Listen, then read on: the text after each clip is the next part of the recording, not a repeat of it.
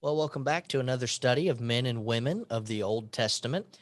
We've been studying for the last several weeks together different men and different women throughout the Old Testament and their lives in kind of an overview fashion. And today we're talking about Joshua. Now, when Moses was told that he could not enter the promised land, he asked God to set a man over the congregation of the people.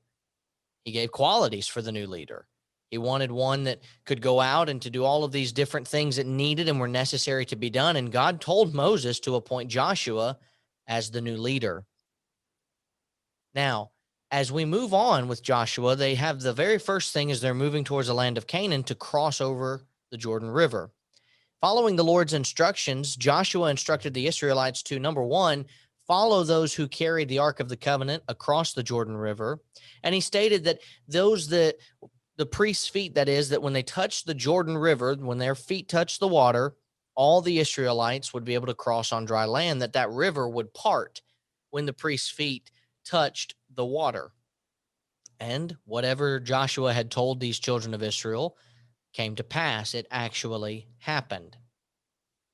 Moving on to the next portion here, we might remember, and you might remember, the city of Jericho and the walls of Jericho, as we typically call them. And the city of Jericho was shut up against Israel, Joshua 6, and none were able to go out or come in. And God instructed Joshua to compass the city with all the men of war and go around one time for 6 days.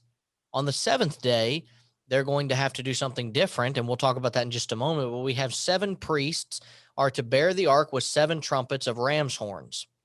On the seventh day, they were to compass the city 7 times, and the priests shall blow the trumpets. And what ended up happening is the walls fell. The people were to shout, and that's what they did. And the walls will fall down flat, and every man will go straight before him. Now, something that I think would be prudent for you to consider and to remind people when you study this section is that evidently God knew that the children of Israel could not take the city if the walls were standing. You have battlefields and battles over the years depicted as certain people had weaponry and opportunities to besiege a city that was walled in, but the children of Israel had no such, opportunity or no such weaponry or even advanced skill in battle. And so they needed these walls to fall, and God made sure that they did. And when the people followed God's instructions, the walls fell flat and Israel took Jericho.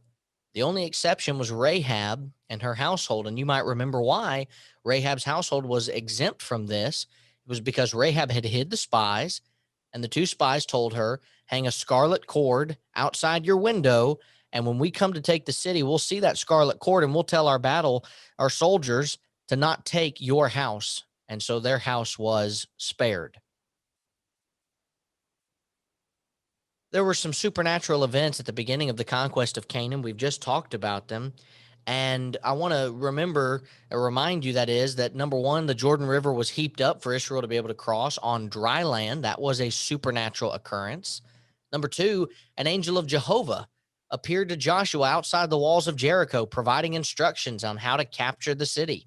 And number three, the walls of Jericho fell. They fell down, and the people were able to besiege the city.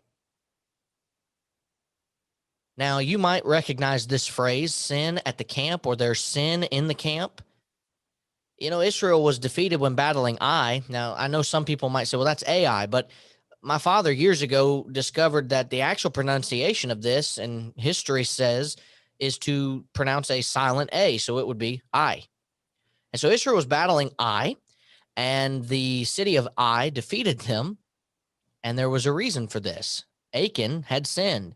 He had taken things that were not his to take, according to Joshua 7.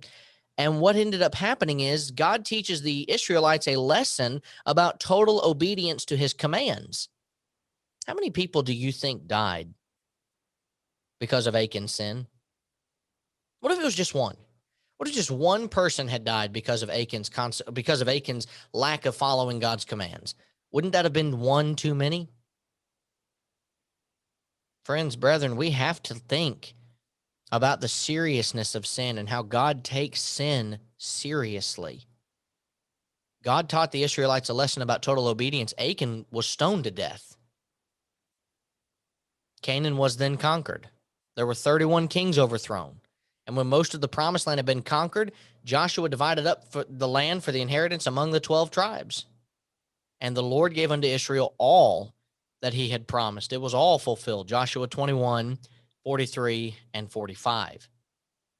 And as we move on to our cards for our class today, we have cards 42 through 46. Card number 42 is who replaced Moses? Well, Joshua did, Numbers 27, 12 through 23. Card number 43, Joshua led the people to where?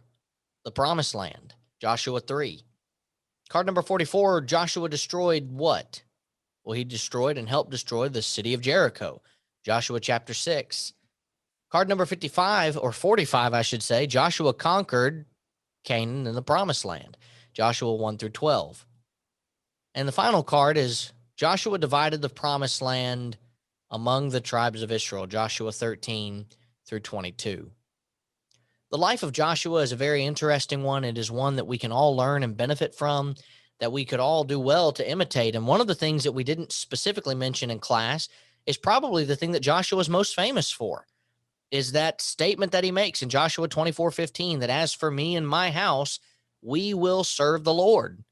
And the example that is shown there to a group of people who are not following after God, who were not serving the one true God, that were caught up in an idolatrous worship and an idolatrous relationship with idol gods. And Joshua says, you can't serve the Lord in your current state. You have to repent and change and come back to Jehovah. And today, I think you can say with certainty, we see a similar problem in our own country, a similar problem in our own world, that we're so caught up with the idolatry that we are involved in, that we love.